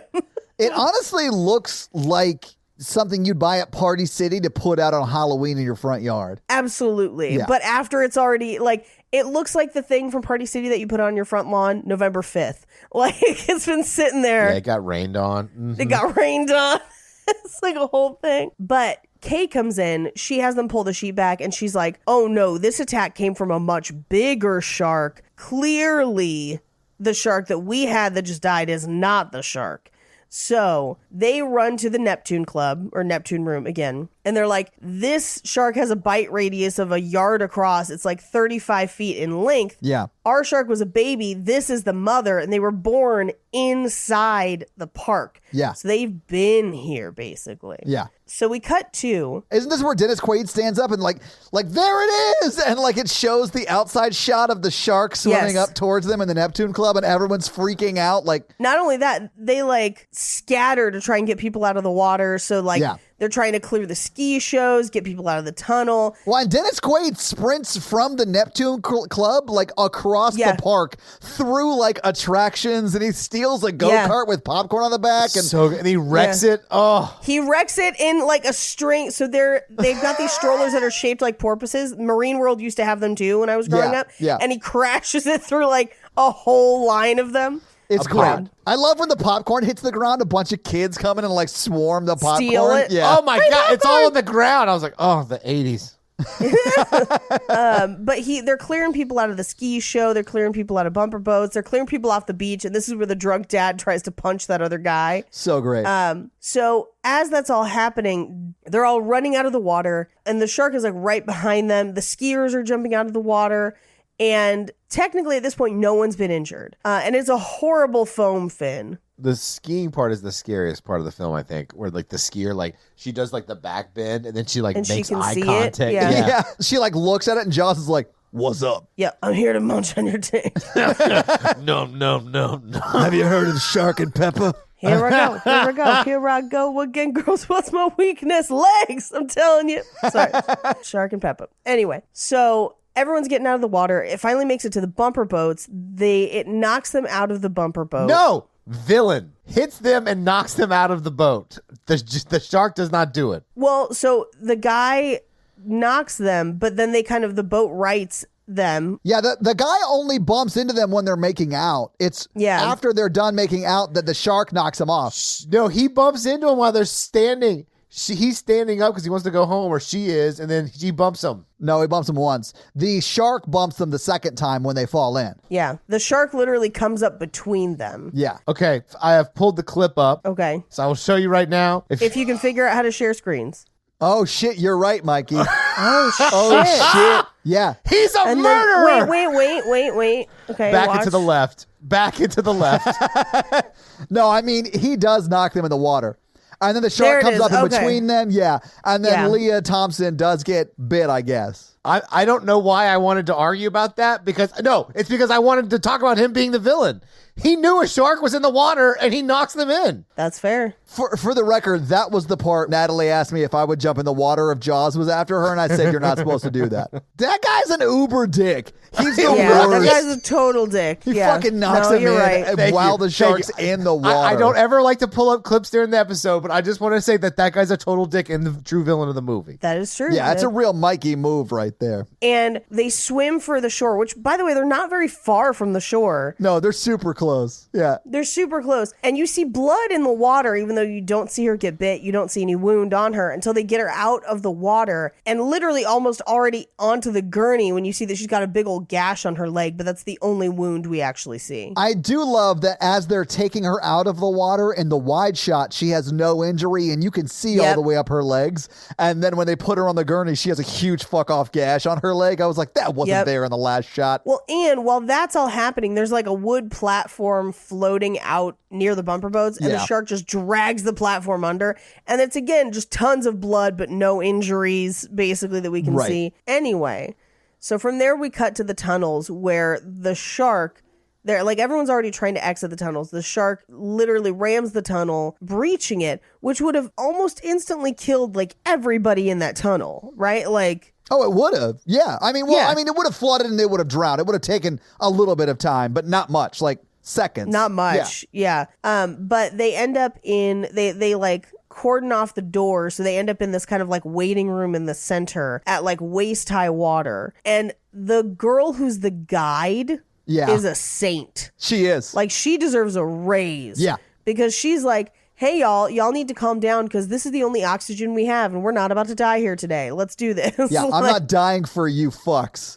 Yeah. I mean, that woman is making $3.35 an hour, which was the minimum wage in 1983. And she is like, guys, everybody calm down. We got to take shallow breaths or we're going to fucking die. Right? What you don't know is that she is Susie from the gift shop. Oh, my God. Anyway, we cut to the metal shop at the park where apparently Dennis Quaid is a fabricator as well. And also an underwater fabricator is like a completely extra job that you have other certification for to be an underwater welder, but he does it all apparently. Yeah. So of course. Yeah. So his plan is that they're going to actually patch and rebuild part of the tunnel to then rescue people, which is insane because that would take forever. Like that would take so long to do. It would. But also, this is where she agrees to go to Venezuela and that they're going to stay together. Right. Because, it's in the middle of a tragedy and this is when you make bad decisions. Yeah. So we cut to like the vice president of the park or something, like not the crazy owner guy, but the guy who's like in charge. I thought it was just like the spokesperson or whatever. Yeah, I don't know. The PR guy. Yeah. Anyway, he explains that there's like 30 to 40 people trapped and 7 visitors were injured in the beach area, but he doesn't tell anyone it's a shark. So we cut to everyone plotting with what they're going to do, how they're going to get the shark. And they figure that it's hiding in a filtration pipe because there's been a blockage in that pipe anyway. And there's an access patch to get in. So they're going to have Fitzwilliam and or Fitzroyce or whatever, and his butler kill it while they evacuate all of the people, or at least patch the tunnel so that they can evacuate all the people in the tunnels. Yes, overly complicated plot device. And they don't explain it well, where you're like, what are they doing? They're like, we're going to seal these tunnels and pressurize them and remove the water. And you're like, whatever. Just let's get to the explosions. Right. So the photographer and his explosion friend get ready. They go down. They've got the grenades this time, and they chum the water. So they lure the shark into the pipe. And he's like, this is where he's banging on the side of his camera with a knife, and you hear it as if it's like like above water. Which I understand the chumming the water, the blood and fish oil, like that makes sense. I don't think metal clanking draws sharks, does it? Oh, you forget the first film where we learned that sharks are attracted to blood and noises that sound like something is drowning or dying. Okay, but that's not a noise like that. Yeah, I don't clank when I'm drowning. Yeah, I would imagine. Well, and also you can't hear much underwater. And so like... That's exactly what Mario, when you pick up the steel thing where he turns steel and floats to the bottom of the water, sounds like when he's drowning. Yes. But also, I imagine what sharks are attracted to is like the thrashing. Almost like because when things are dying, they kind of thrash. So if you're swimming and thrashing your legs, I imagine that's what they're attracted to. Yeah, like thrash, like Slayer, Anthrax, those kind of things. Yeah, that makes sense. Exactly. Yeah, they're super into it. Yeah. Super into thrash. So we cut to... he has the explosion guy swim to the other side, and his lifeline snaps. And he tries to stab the shark and hit it, but instead the shark swallows him pretty much whole. Not pretty much, like straight up whole. Like we see him whole behind the teeth. Yes. And then you see blood come out of Jaws' stomach. Also, bone of contention, this shark only had one set of teeth. Yes, it did. Yeah. That's incorrect. It's called jaw, Paige, not Jaws. Oh, wait, never mind. Okay. First off, this is a special shark with one set of teeth, and that's why... That's an ineffective shark. It is. That's why he swallows that dude whole and doesn't chew him. I think it makes this movie bad, and you should feel bad. You think this is the one thing that makes this movie bad? No, it actually makes it better. It makes it better that he sits in that shark's belly for like an hour and a half before he dies. Yes. Yeah, he has time to get the grenade off his belt, hold it out as far as he can, just hoping that someone like fashions the world's biggest paper clip so they can pull the pin out. Genius. Meanwhile, he's welding underwater. The shark comes for them. They're trying to swim away.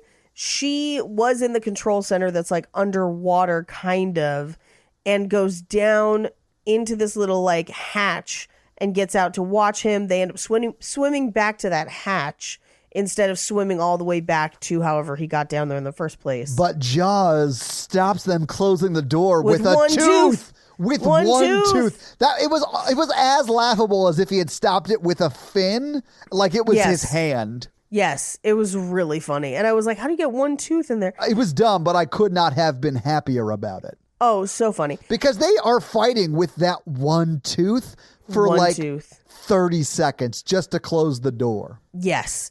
And while that's happening, Fitzwilliam's butler guy surfaces and is like, where's Fitzwilliam? And they're like, oh, he didn't come up. And he's like, no, governor. And then we never see him again in the movie. He just like screams governor and goes back into the water. And then we never see or hear from him again. He died to join. He had to die with his master. Yeah. Yeah.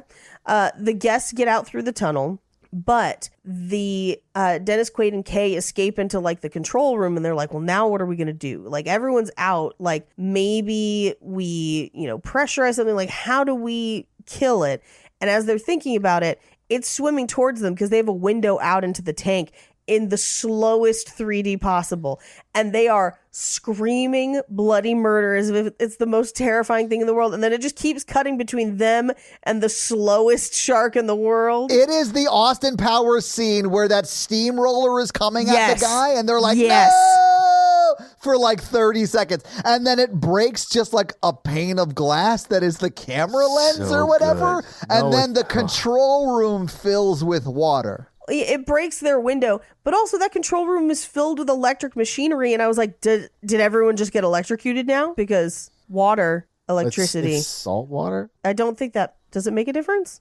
Maybe. I think salt does make a difference on connectivity. Not connectivity. I honestly don't know. Either way, it doesn't happen. But this is the scene, like right before that happens, Gossett Jr. yells at his nephew and he's like, shut up, nephew. No one asked you. And then later in this scene, when the shark breaks the glass, the nephew is the one that gets eaten. I was like, God. Right. He eats the nephew. He can't catch a break.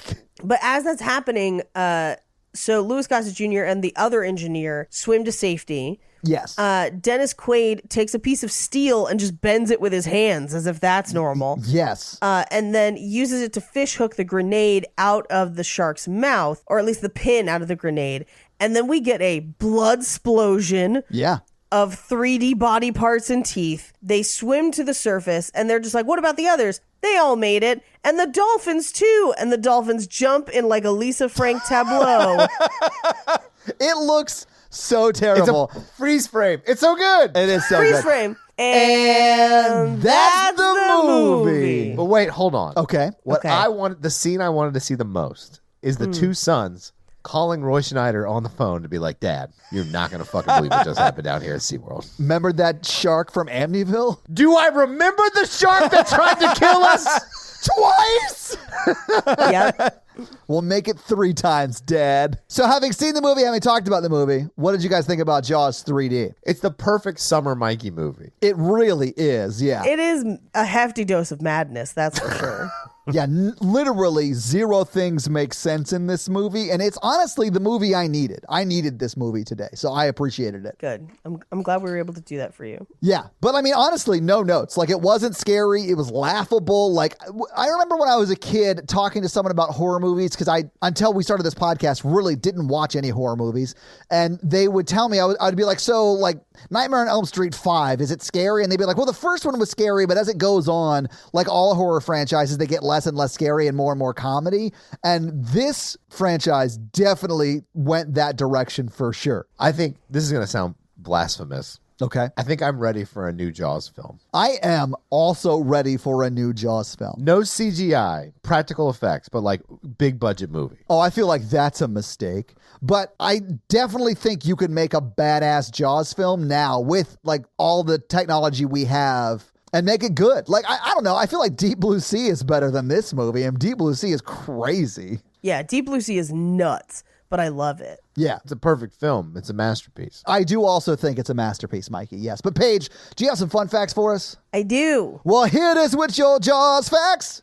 3D Jaws fun Jaws facts. So this sequel, Okay. Jaws 3, did not use any actors or actresses from Jaws or Jaws 2. All right. They were like, hey guys, Jaws 3D got greenlit. Sweet. Getting another paycheck. Not so fast, everyone who's ever been in a Jaws film. Well, I'll get to that. So most scenes in this film were shot in SeaWorld, where the film is supposedly taking place, but most of the environments depicted in the film don't actually exist. So they shot at SeaWorld and then built extra attractions at the SeaWorld to shoot it. Yeah. Really? Yes. That must have been hella expensive. It wasn't hella expensive to build a baby pool to put a dead shark in it. I'm sure they had the baby pool. I think it's like the tunnel sets and stuff. Yeah, this was filmed at SeaWorld Orlando, which is a landlocked water park. Yep. Wild. Okay, sorry. So in an interview in 2015, Dennis Quaid said that during the filming of Jaws 3D, he was a heavy cocaine user and that every frame he appeared in, he was high. In a later interview, he once referred to this movie as, I was in Jaws what? I love that fact. I love that for him, honestly. This is a movie I definitely would want to forget. That's one of my favorite fun facts I've ever read. I was like, I was in Jaws what? So, according to the book, Roy Scheider, a film biography by Diane C. Kachmar? No, I think it's Kachmar for sure. Kachmar. Yeah.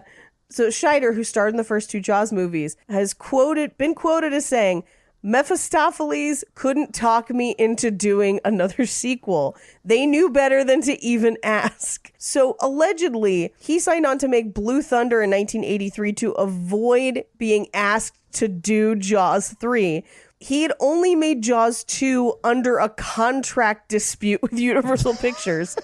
And he owed them a movie because he withdrew from Deer Hunter in 1978. So they made him be in Jaws 2.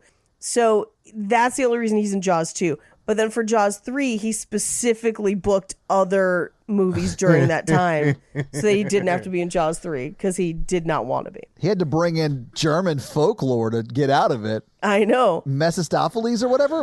Mephistopheles. Jesus. It's sometimes referred to as the devil, but there's a lot of interpretations. Anyway, so initially they had planned to have very few pop-out 3D effects, but studio executives pressured them to add more, which is why they're just like green screened on top of stuff because they were worried that audiences would leave disappointed and spread bad word of mouth about 3D because in the movie, most of the 3D was used for depth. So like in the movie, it was supposed to look really cool and really deep. And there's a lot of those like slow shots over ships and stuff like that. That's how they were using it. And the studio saw it and was like, no, you need shit to like pop out at you. And so that's why they just like layered it over. Oh, man. In one of the shots when the shark explodes, some of the entrails that fly out like toward the screen are actually portions of a brown leather E.T. doll that they cut up and covered in blood. Oh, my God. I mean, it does look like the two biggest pieces are its jaws. And I was like, oh, that's awesome. Thank you for that. The shark is said to be 35 feet long, although we never fully see it in frame. So it is not that long. But that's 10 feet longer than the previous film. So supposedly this is the biggest Jaws up to this point. Oh, okay. So the female dolphin in the film named Sandy is actually a male dolphin named Capricorn. Oh. And as of the writing of this fun fact, I'm not sure how long ago this was, he currently lives in Discovery Cove, which is owned by SeaWorld Orlando. And he has interactions with guests, like giving them rides or doing tricks for them, and is 50 years old. Damn. Wow. So at least the dolphin lived until 50. Yeah. That's awesome. I mean, I'm glad he had a long life. I wish it wasn't a captive life, but... Yeah, for sure. This is the only Jaws movie that doesn't feature any scenes on Amity Island or, by extension, Martha's Vineyard. And in later interviews, the screenwriter, Richard Matheson, claimed that this film was bedeviled by script doctors who ruined the central premise that he wanted to shoot. Now, script doctors are screenwriters that studios bring in to punch up a script or change it or fix story issues. His original concept was that a great white shark swam upstream in a river and became trapped in a lake. And that was his idea for Jaws 3. You know, all those freshwater great white sharks? Freshwater sharks. Oh, my God. But that became what this movie is today. And those are your fun facts. I'll say this. It sounds like they fixed his script because that shit wouldn't have worked. I know. I was like, that doesn't make any more sense than the craziness we just saw. I mean, he might be butthurt about it, but that would have been terrible. SeaWorld wasn't even involved? Yeah, SeaWorld wasn't even involved. You mean SeaWorld who paid for this movie? Probably. I couldn't find definitive proof, but yeah. Well, let's get into that. So what do you think the production budget was for Jaws 3D?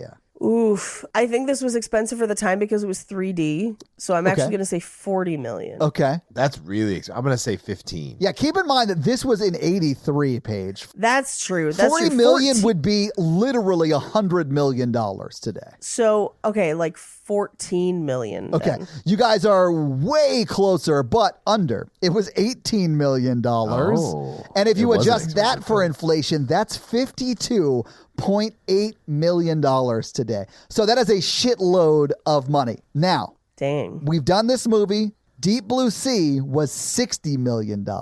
Yeah. So this movie has a similar budget to Deep Blue Sea. Now, this movie came out on 4th of July. Nope, July 22nd, 1983, and was the number 1 movie in the box office. Hell yes. Number 2 that week was Staying Alive. That movie had been out for 2 weeks. Number 3 was a little-known film called Star Wars Return of the Jedi. Never heard of it. And that movie had been out for 9 weeks and was still number 3. Number 4 was a movie called Class, and number 5 was Snow White and the Seven Dwarfs, which I have to assume is a re-release. Yes, definitely. Yeah. Other notable movies that were in the theaters this week, Trading Places was number 6, War Games was number 7, Octopussy was number 8, Spider-Man 3 was number 9, Flashdance was 10. There are so many movies that were out at this time that are like iconic-ish movies. Anyway, what do you think Jaws 3D brought in its opening weekend? Did you say Spider-Man 3? No, Superman 3. Oh, okay. Superman 3. So what do you think Jaws 3D made in its opening weekend? Fuck yeah, 18 million. Yeah, I have to recuse myself because I saw it when I was doing fun facts. Okay, fair enough. Mikey, it actually made $13.4 million, nice. So not quite its budget. But again, I mean, that was only its first weekend, so it did really well. It was in the theaters for another 7 weeks. But what do you think it made total for its domestic box office run? 84 million. Okay. Domestic, I'm going to say 32. Okay. Paige, you're way closer, but it was $42.2 million. Ooh. Now, if you adjust that for inflation, that's $123.9 million today. But again, in 1983, it's way less at $42 million. But still, it's not bad. Yeah, but it explains why there's a bonkers-ass Jaws 4. Yeah, I mean, I can't believe the budget was $18 million for this. Like, that's insane, because this movie is terrible. But that is your box office. So, Mikey, do you want to hit him with that scary scale? Yeah, scary scale, listeners, is a scale of how scared we found ourselves watching the film today. Our 1 example is Ghostbusters, and our 10 example is Texas Chainsaw Massacre. Paige. Oh, this is a 1 for me, dog. Todd. It's a 1? I also will give this a 1. Yeah, because it's not at all scary. Unless you're afraid of, like, paper mache, this is not a scary movie. I'm scared of a guy knocking me out of a bumper boat in the middle of like a lagoon, like the true villain of the story. Yeah. She'll never water ski again because of him. Well, and because her leg injury, but yeah. That would not have happened if he did not bump them off the boat. You're right. Yeah, I agree. He's a bad dude. They're called bumper boats for a reason. He was just doing his job. Yeah, he was bumping boats, Mikey. You don't paintball people in the eye when they're taking a break. I can't even. I mean, you do if you're a winner. Anyway, so Mikey, do you have a review for us to read? I forgot. Well, while you're looking one up, let me tell them how they can have their review read on the podcast, and that is simply to leave us a 5-star text review, and we'll have Mikey read it for you. So, Mikey, whose review are you going to read this week? Okay, this is one of my all-time favorite shows. Who did the review, Mikey? Andrew Macho Mandalorian. This is an appropriate name for the time this movie came out. Yes. I found this show late to mid last year through Okay. a little show called The Cult Podcast. Oh, yeah. Thanks, Paige and Armando. And I look forward to new episodes every single week.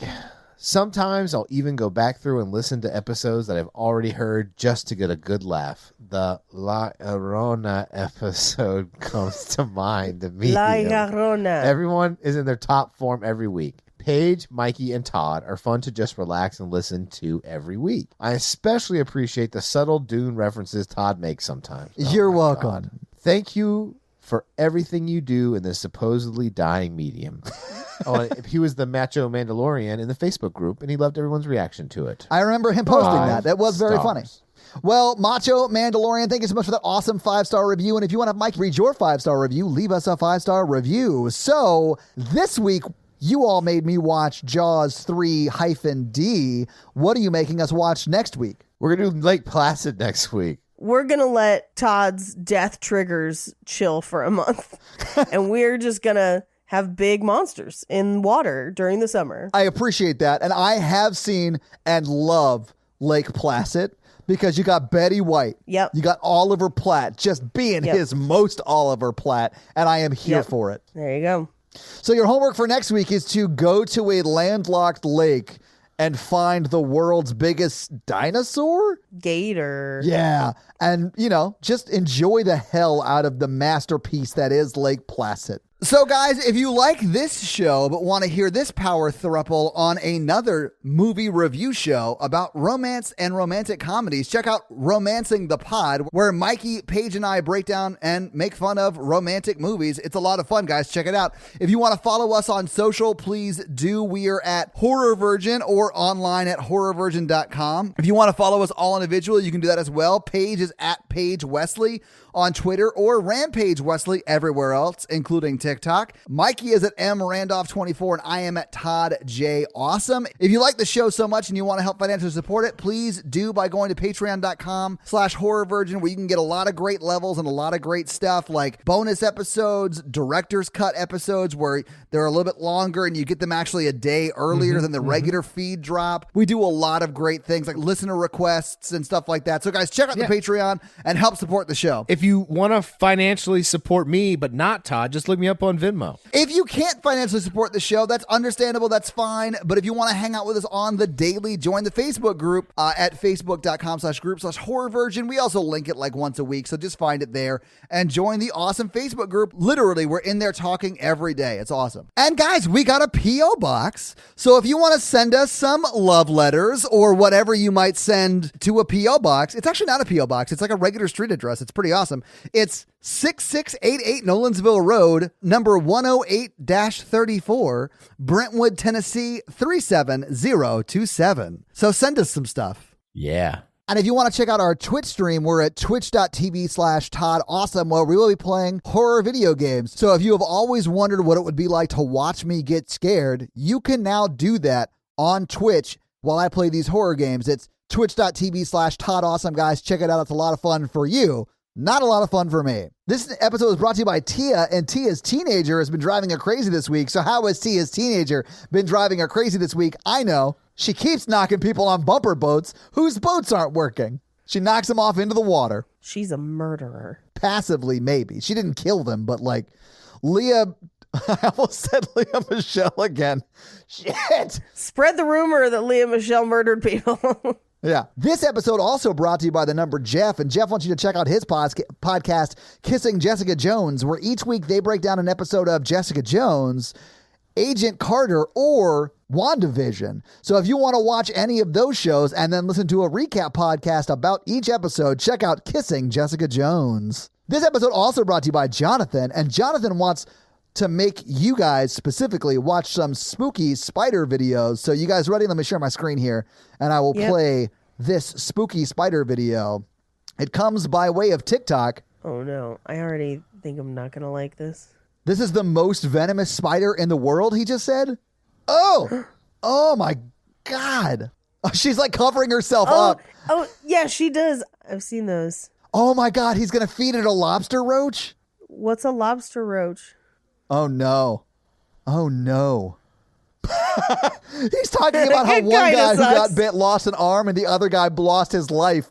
That sucks for sure, he says. Yeah. Well, she's making short work of that lobster beetle or whatever it is. All right, that video was not as spooky as I thought it was going to be. It was really informative though. Yeah. But honestly, I don't like spiders, so I didn't like watching it eat. Ugh. Yeah, no, thank you. Well, Jonathan, thank you for those spooky spider videos, and thank you for the support. We love it. We now return you to another episode of The Patreonicals. We're back in space, putting the mun together. Yeah, they've bought all of the pieces of the mun from Cody's pawn shop. Down here at the pawn shop, we got all the moon pieces. Yes, and I don't super remember a lot about what happened last week. Oh, I find that very shocking. So, all right. So Driscoll's got his giant spaceship to put the mun together. Amy's driving it. Kate is using her mind powers, and Bo Easy she's flinging the Florida man into the moon pieces to get them the mun back together. And Scott and Amber have like fallen deeply in love. She's a mermaid, and she's like, "I love that you're rock hard. Good Lord. And that you're carrying my mermaid babies. I think they're just called maybes, but whatever. We can get into that later. No, legally. They're no longer babies. Thanks, Supreme Court. I don't care if you have sour cream and tomatoes on it. You're not supreme to me. I don't care if Diana Ross is the head of your group. Justice Diana Ross will not be disrespected like this. No. You'll address her as Miss Ross and you'll like it. I'm voting up. I want the world to know that my choice is pro. I'm assuming. I would assume Diana Ross. Yeah, I have no idea, but I would also assume that. So Jeremy with his laser eyes start to wield the moon back together. Y'all are really distracting me. Did you say wield? Weld.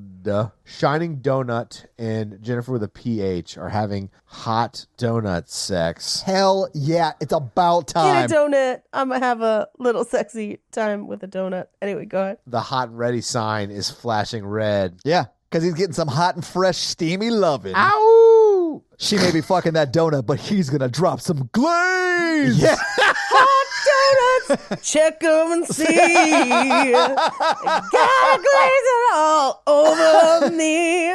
Isaac and Karun have decided to challenge Nathan to a wrestling match, and they have really, it's like a really intense match. Oh, this is an intense match, brother. Yeah. Is and it a kumite? Nathan throws him up there, throws him into the crowd, and his claws, Isaac's claws, or Karun's claws go right through Dave. Dave dies. Of course. And blood is floating all over the ship because there's no gravity or whatever. Yeah, because they're in space. Ooh, like Star Trek 6. Danielle and Aaron of the Mun Hell yeah. They're like holding up old pictures they had to make sure it's all like matching up pretty good. And Driscoll's like, I'm really happy about how the moon's going. And Amber's with them and she's smiling menacingly like she has a secret. And she does. And Wes is sitting there because he's holding her babies inside of his Clay Voldemort-like body. And he's like, what are you smiling at? And she's like, you'll find out next week on the next episode Of the Patreonicals. That's going to be it for us, you guys. I'm Paige. I'm Mikey. And I'm your horror virgin, Todd. Keep it ooky spooky. Yeah. Have a great little week. Bye. Bye. Bumper boat nerd. Bumper boat nerds. Nerds. Love it.